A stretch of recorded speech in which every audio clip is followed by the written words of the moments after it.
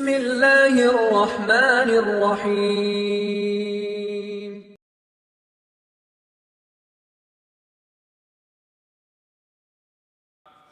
கண்ணியத்துக்குரியவர்களே, அந்த முத்தகீன்கள் யார்? நம்ம கொண்டிருக்கக்கூடிய கற்பனைகளை விட்டெல்லாம் அல்லாஹ் கொஞ்சம் நம்மளை அகற்றி கொண்டு போறான். யார் அவர்கள்? அல்லதீன யுன்ஃபிகூன ஃபிஸ் ஸர்ராஇ வத்தர்ரா. கஷ்டமான காலத்திலும் சிரமம் இல்லாத காலத்திலும் அல்லாஹுடைய பாதையில் செலவு செய்வார்கள். இந்த காலங்களில் எல்லாம் கஷ்டமா இருக்கக்கூடிய நேரத்திலையும் சிரமமே இல்லாம சந்தோஷமா வாழக்கூடிய நேரத்திலையும் அல்லாஹுடைய பாதையில் செலவு செய்வான். ஒரு டொனேஷன் வாங்கணும்னா யார்கிட்ட போய் கேட்போம்? நம்ம யார்கிட்ட போய் கேட்போம்? யார் நல்ல வசதியா இருக்கிறாங்களோ, டாக்டர், இன்ஜினியர், இப்படி ஒரு பட்டியல் வச்சிருப்போம். அவங்களுக்கெல்லாம் ஃபோன் பண்ணி டொனேஷன் கொடுங்கன்னு கேட்போம். அப்படியா இல்லையா? ஒரு பள்ளிவாசலில் ஊழியம் செய்கிறார், பள்ளிவாசலை சுத்தப்படுத்தக்கூடிய பணியை செய்கிறார். அவர்கிட்ட போய் டொனேஷன் கேட்போமா? கேட்போமா? கேட்போமா? கேட்க மாட்டோம். அவருக்கே கொடுக்கக்கூடிய நிலைமையில் இருப்பார் நினைப்போம் நம்ம. ஆனால் அல்லாஹ் ரப்புல் ஆலமீன் நீங்கள் எதிர்பார்க்கவில்லை என்றால் என்ன, அல்லாஹ் எதிர்பார்க்கிறான் அவரும் கொடுக்க வேண்டும் என்று. அதான் இந்த தீன். அவரும் கொடுக்கணும். அல்லதீன யுன்ஃபிகூன ஃபிஸ் ஸர்ராஇ வத்தர்ரா. சிரமமான நேரத்திலும் இன்பமான நேரத்திலும் அல்லாஹ்வுடைய பாதையில் செலவு செய்வான். எப்படி செலவு செய்வான்? ரசூலுல்லாஹி ஸல்லல்லாஹு அலைஹி வஸல்லம் சொன்னார்கள், நாளை மறுமையில் அல்லாஹ் 7 கூட்டத்தார்களுக்கு அர்ஷின் நிழலை தருவான். அதில் ஒருவர் வலதுகரம் தர்மம் செய்யும், இடதுகரம் கூட அதை அறியாது. யார் இவர்கள்? எங்கே இருப்பார்கள் இவர்கள் மறுமையில்?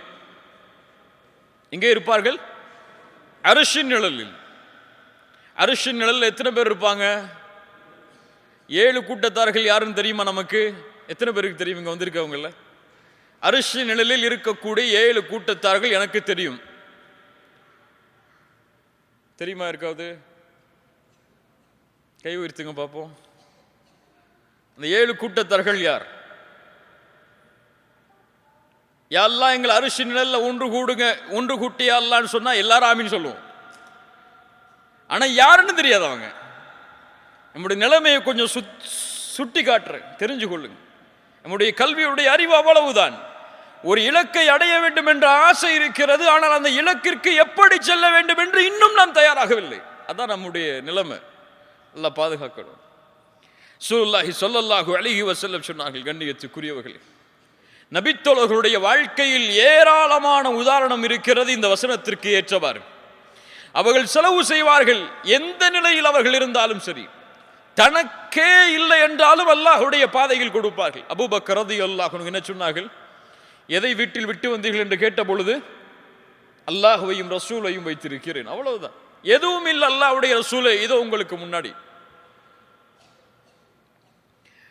ஒரு தோழர் வருகிறார், அல்லாஹ்வுடைய ரசூல் ஸல்லல்லாஹு அலைஹி வஸல்லம் இடத்தில், யா ரசூலல்லாஹ், எனக்கு உணவு தேவை, இந்த இரவு பசி. ரசூலுல்லாஹி ஸல்லல்லாஹு அலைஹி வஸல்லம் மனைவிமார்கள்ட்ட கேட்கிறாங்க, ஏதாவது உணவு இருக்கான்னு சொல்லி. இல்ல. யார் இந்த விருந்தாளையை கண்ணியப்படுத்துவது? ஒரு அன்சாரி தோழர் எழுந்திருக்கிறார். எழுந்திருந்து தன்னுடைய வீட்டுக்கு அழைத்து செல்கிறார், வாருங்கள் என்று. மனைவிட்ட போறாங்க, கதவு தட்டி உள்ள சொன்னார்கள், மனைவியே, அக்ரிமி தைஃப ரசூலில்லாஹ், அல்லாஹ்வுடைய ரசூலுடைய விருந்தாளையை கண்ணியப்படுத்துங்கள். என்ன உணவு இருக்கு? வீட்டில் மனைவி சொன்னாங்க, குழந்தைகளுக்கு உள்ள உணவை தவிர எதுவுமே இல்லை நம்மள்கிட்ட. குழந்தைகளுக்கு இரவுக்கு உணவு இருக்கு, அவ்வளவுதான், நமக்கே உணவு இல்லை. இப்ப திருப்பி அனுப்பிச்சிட்டாங்களா? சொன்னார்கள் மனைவியை பார்த்து, அப்படியா, குழந்தைகளை உறங்கவை, விளக்கை அணைத்து விடு, நெருக்கமாக அந்த விருந்தாளிக்கு உணவை வைப்போம், குழந்தைகளின் உணவை. அவர் பசியாரட்டும், நாம் பசி இல்ல, அவர் பசியாரட்டும், நாம் பசியால் உறங்குவோம். அப்படியே குழந்தைகள் உறங்க வைக்கப்படுகிறார்கள், விளக்கு அணைக்கப்படுகிறது, அவர் சாப்பிடுகிறார். இவர்கள் சாப்பிட்டு விட்டார்கள் என்று அவர் நினைத்து எழுந்து செல்கிறார். ரசூலுல்லாஹி ஸல்லல்லாஹு அலைஹி வஸல்லம் மறுநாள் காலையில் அவரை அழைத்து சொன்னார்கள், உமக்காக அல்லாஹ் குர்ஆனில் ஒரு வசனத்தை இறக்கி இருக்கிறான். ஒரு ஏழை நபித்தோழருடைய வீட்டில் இரவில் நடந்த செய்தியை அறிந்தவன் யார்? இந்த நபித்தோழருடைய இந்த நிகழ்வை உணர்த்துவதற்காக மறுமை அழியும் வரை இருக்கக்கூடிய குர்ஆனில், உலகம் அழியும் வரை இருக்கக்கூடிய குர்ஆனில் அல்லாஹ் ஒரு வசனத்தை இறக்குகிறான். வயுஸிரூன அலா அன்ஃபுஸிஹிம் வலவ் கான பிஹிம் ஹஸாஸா. தங்களுக்கு தேவை இருந்த பொழுதும் அல்லாஹ்வுடைய பாதையில் செலவு செய்தவர்கள். என்ன அர்த்தம் இந்த வசனத்திற்கு? தங்களுடைய தேவையை பின்னால் வைத்து பிறரின் தேவையை முற்படுத்தியவர்கள். நம்ம எப்படி? எங்களுக்கே வழி இல்லை, உங்களுக்கு கொடுக்கணுமான்னு கேட்போம். நபித்தோழர்கள் யார்? எங்களுக்கு எதுவும் இல்லை என்றாலும் நீ மகிழ்ச்சியாக செல்.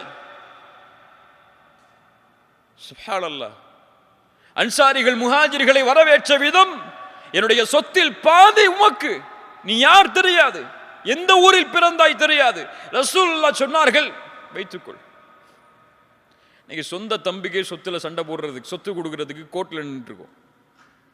நம்ம சமூகத்துடைய நிலைமையை சொல்றேன். அல்லாஹ் பாதுகாக்கணும். இல்ல மாஷா அல்லாஹ். நமக்கு நமக்கு பிறகுதான் மற்றவர்களுக்கு. ஒரு ஏழை வீட்டின் வாசலில் சாப்பாட்டை கேட்டு வந்தால் ஃப்ரிட்ஜில் என்ன ஓரத்தில் இருக்கோ எடுத்து கொடுப்போம். நமக்கு அப்போ சுட வச்ச சாப்பாடு. இதுவல்ல முஃமின்களின் தன்மை. நீ எது உனக்கு சிறந்ததோ அதை கொடு. எது வீட்டில் ஃப்ரிட்ஜில் இருக்கோ அதை நீ சாப்பிடு. லன் தனாலுல் பிர்ர ஹத்தா துன்ஃபிகு மிம்மா துஹிப்பூன். நீங்கள் விரும்பியதை அல்லாஹ்வுடைய பாதையில் செலவு செய்யாத வரை நன்மையை அடைய முடியாது. ஒரு ஏழை ட்ரெஸ் இல்லாம இருக்காரா, நேத்து என்ன புது ட்ரெஸ் எடுத்தியோ அதை கொடுத்து பழைய ட்ரெஸ்ஸை போட்டு பண்ணி நீங்க போகணும். தான் தீன் சொல்லக்கூடிய வழிமுறை. அல்லாஹு அக்பர். அல்லாஹ் ரப்புல் ஆலமீன் அந்த நபித்தோழருக்காக அந்த குர்ஆனுடைய வசனத்தை இறக்கினான். அல்லாஹ் குர்ஆனிலே கூறுகிறான், மன் தல்லதி யுக்ரிதுல்லாஹ கர்தன் ஹஸனா. யார் அல்லாஹ்விற்கு அழகிய கடன் கொடுப்பது? அல்லாஹ்வுக்கு என்ன கடன் இருக்கு? அல்லாஹ் எதை சொல்றான்? எதை சொல்றான்? எனக்கு கடன் என்றால் என் அடியார்களுக்கு யார் செலவு செய்வது? அபூ தஹ்தா ரலியல்லாஹு அன்ஹு அவர்கள் வருகிறார்கள், யா ரசூலல்லாஹ், அல்லாஹ் எங்களிடமிருந்து கடனை எதிர்பார்க்கிறானா? அல்லாஹ்வுடைய தூதர் சொன்னார்கள், ஆம். அப்படியே அல்லாஹ்வுடைய தூதரே, இதோ எனக்கு ஒரு தோட்டம் இருக்கிறது. அந்த தோட்டம் 600 பேரித்த மரங்களை உள்ளடக்கி இருக்கிறது. அதை அல்லாஹ்வுடைய பாதையில் கடனாக கொடுக்கிறேன். அங்க இல்ல சிறப்பு.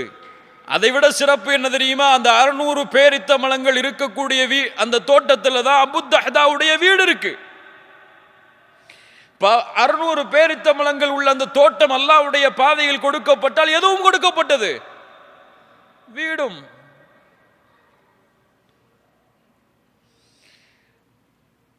நடந்து வர்றாங்க தோட்டத்தை நோக்கி. மனைவி அழைக்கிறாங்க, மனைவியே வெளியே வா, வீட்டை விட்டு வெளியே வா, அல்லாஹ்வுடைய பாதையில் அதை கடன் கொடுத்து விட்டேன். சுப்ஹானல்லாஹ். இவர்கள் நபித்தோழர்கள். இவர்கள் அல்லாஹ்வுடைய பாதையில் செலவு செய்வதையே நோக்கமாக கொண்டவர்கள்.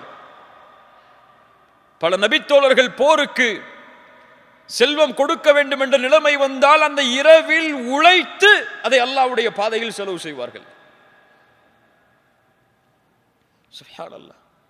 நமக்கு என்ன, ஒரு 100 ரியால் இருக்கா, யாராவது ஒரு பெண்மணி வந்து நிற்பாங்க ஏழ்மையோட, ஒரு 2 ரியால் 3 ரியால் கொடுத்தாலே உள்ளத்தில் அப்படியே ஒரு கஷ்டம் வந்துடும்.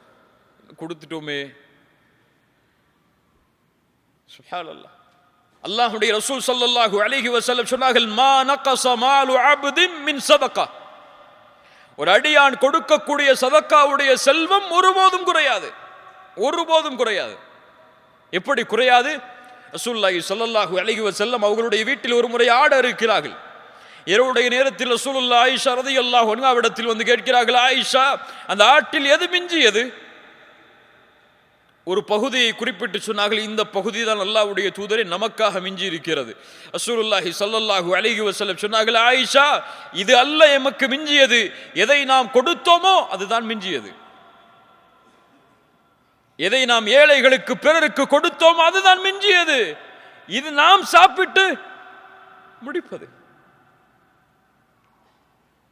அல்லாஹு அக்பர். ஒரு அழகான ஒரு நிகழ்வை கேளுங்கள், உள்ளங்கள் எல்லாம் பூரித்துவிடும் இந்த நிகழ்வை கேட்டால். ஒரு ஏழ்மையான நிலையில் ஒரு தாய் வருகிறாள் 2 குழந்தைகளோடு ஆயிஷா ரலியல்லாஹு அன்ஹாவிடத்தில். ரசூலுல்லாஹ்வுடைய வீட்டிற்கு உணவு கேட்டு ஆயிஷா ரலியல்லாஹு அன்ஹா அவர்களுடைய நிலைமையை பார்த்தவுடன், அவங்களுடைய வீட்டில் என்ன சாப்பாடு இருக்கும்? ரசூலுல்லாஹ்வுடைய வீட்டில் என்ன சாப்பாடு? நம்ம இஃப்தாரில் வைக்கிற உணவு மாதிரியா? சஹர்ல வைக்கக்கூடிய வகை வகையான உணவுகள் மாதிரியா? ரமதான் பசியோடு காலை இஃப்தாரில் இருந்து சஹர் வரை இருப்பதற்கு, சஹரிலிருந்து இஃப்தார் வரை. ஆனா நமக்கு சஹர்ல சாப்பிட்ற சாப்பாடு அடுத்த இஃப்தார் வரைக்கும் கூட போதுமானது. அல்லாஹு அக்பர். இஃப்தாருக்கு பிறகு 3 சாப்பாடு வருது. இஃப்தாருக்கு, மக்ரிபு பிறகு அப்புறம் கியாமுல் லைலுக்கு பிறகு. இல்ல மாஷா அல்லாஹ். ரசூலுல்லாஹி ஸல்லல்லாஹு அலைஹி வஸல்லம் உடைய வீட்டில் ஆயிஷா ரலியல்லாஹு அன்ஹா அந்த ஏழையான அந்த பெண்மணிக்கும் அந்த 2 குழந்தைகளுக்கும் 3 பேரித்தம்பழம் கொடுக்குறாங்க. அதான் அவங்க வீட்டில் இருந்தது. அந்த பெண்மணி பசியோடு இருந்த தங்களுடைய 2 பிள்ளைகளுக்கு, ஒரு பிள்ளைக்கு 1 பேரித்தம்பழம், இன்னொரு பிள்ளைக்கு 1 பேரித்தம்பழம், இன்னொன்று தனக்கு. நியாயமான பங்கீடு, நியாயமான பங்கீடு தானே. அந்த தாய் சாப்பிடல அந்த 1 பேரித்தம்பழத்தை. அந்த 2 குழந்தைகளும் சாப்பிட வரைக்கும் கொஞ்சம் காத்திருக்கிறாங்க. ஆயிஷா ரலியல்லாஹு பார்க்குறாங்க அதை. அந்த 2 குழந்தைகளும் பேரித்தம்பழத்தை சாப்பிட்டு முடிச்சிருச்சு. தாய்க்கு ரொம்ப சந்தோஷம். அதுக்கு பிறகு அந்த பேரித்தம்பழத்தை சாப்பிடலான்னு வாய்க்கு கொண்டு போறாங்க. அந்த 2 குழந்தைகளும் கேட்குது, எனக்கு கொடுங்கன்னு சொல்லி. சுப்ஹானல்லாஹ். உடனடியாக அந்த தாய் அந்த 2 பேரித்தம்பழத்தை பிரித்து ஒரு பகுதியை ஒரு குழந்தைக்கு, இன்னொரு பகுதியை இன்னொரு குழந்தைக்கு கொடுக்கிறார்கள். ஆயிஷா ரலியல்லாஹு அன்ஹா சொல்கிறார்கள், ஃபஅஜபனி ஷஅனுஹா, அந்த பெண் செய்த அந்த செயல் என்னை ஆச்சரியப்படுத்தியது. சுப்ஹானல்லாஹ். ரசூலுல்லாஹி ஸல்லல்லாஹு அலைஹி வஸல்லம் வந்தவுடன் அதை நான் அறிவித்தேன். அல்லாஹ்வுடைய ரசூல் சொன்னார்கள், இன்னல்லாஹ கத் அவ்ஜப லஹா பிஹல் ஜன்னஹ் அவ் அஅதகஹா பிஹா மினன் நார். அல்லாஹ் இதனால் அந்த பெண்ணுக்கு சொர்க்கத்தை கடமையாக்கினான், அல்லது நரகத்திலிருந்து அல்லாஹ் விடுதலை அளித்தான். கொஞ்சம் யோசிங்க. தன்னுடைய குழந்தையின் பசியை ஆற்றியதற்காக அந்த பெண்ணை கண்டு ஆயிஷா ரலியல்லாஹு அன்ஹா சொல்கிறார்கள், அவர்களை கண்டு நான் ஆச்சரியப்பட்டேன். ரசூலுல்லாஹ்விடத்தில் தெரிவித்தேன், இந்த செயலுக்காக சொர்க்கம் கடமையாக்கப்பட்டது அந்த பெண்ணுக்கு. நமக்கு சதக்கா கொடுத்தா சொர்க்கம் கிடைக்குமான்னு இன்ன வரைக்கும் தெரியாது. ஒரு ஏழைக்கு 2 திர்ஹம் கொடுத்தா அல்லாஹ் எனக்கு சொர்க்கத்தை கொடுப்பான்னு யோசிச்சிருக்கோமா என்னைக்காது? சுப்ஹானல்லாஹ். சொர்க்கம் தொழுதால் மட்டும் கிடையாது, ஜக்காத்து கொடுத்தால் மட்டும் கிடையாது, ஹஜ் செய்தால் மட்டும் கிடையாது, வாரம் உம்ராக்கு போயிட்டு வந்தா மட்டும் கிடையாது. ஒரு நாய்க்கு தண்ணீர் கொடுத்ததற்காக ஒரு விபச்சாரியை அல்லாஹ் மன்னித்து இந்த பெண்ணுக்கு அல்லாஹ் மன்னிப்பை வழங்கினான். இன்னொரு ஆண் தண்ணீர் கொடுத்ததற்காக இன்னொரு நாய்க்கு அல்லாஹ் அந்த ஆணை மன்னித்து அவருக்கு அல்லாஹ் நன்றி செலுத்தினான். இதான் தீன், இதான் நமக்கு கொடுக்கப்பட்ட மார்க்கம். இந்த மார்க்கத்தில் எதை செய்தாலும் அங்கே முடிவு சொர்க்கமாக அமையும். அல்லதீன யுன்ஃபிகூன ஃபிஸ் ஸர்ராஇ வத்தர்ரா. முதல் தன்மை செயல்படுத்துவோமா இன்ஷா அல்லாஹ். இப்போ வீட்டில் யாராவது ஏழை வந்து நின்றால், எது சுட வச்ச சாப்பாடோ, எது அன்னைக்கு சமைச்ச சாப்பாடோ அதை கொடுத்துட்டு, எது பழைய சாப்பாடோ அதை நம்ம சாப்பிடணும். எது சிறந்ததோ அதை பிறருக்கு கொடுத்து, எது போதுமானதோ அதை அதனோடு வாழ வேண்டும். நாம் என் குழந்தைக்கு சிரமம் இருந்தால், அதற்கு மேல் சிரமம் உள்ள ஒரு குழந்தை இருந்தால், என் குழந்தைக்கு நான் கொடுப்பதை விட அந்த குழந்தைக்கு கொடுத்துட்டு இந்த குழந்தைக்கு இருக்கிறத கொடுக்கணும். இவர்கள்தான் முஃமின்கள், இவர்கள்தான் முத்தகீன்கள்.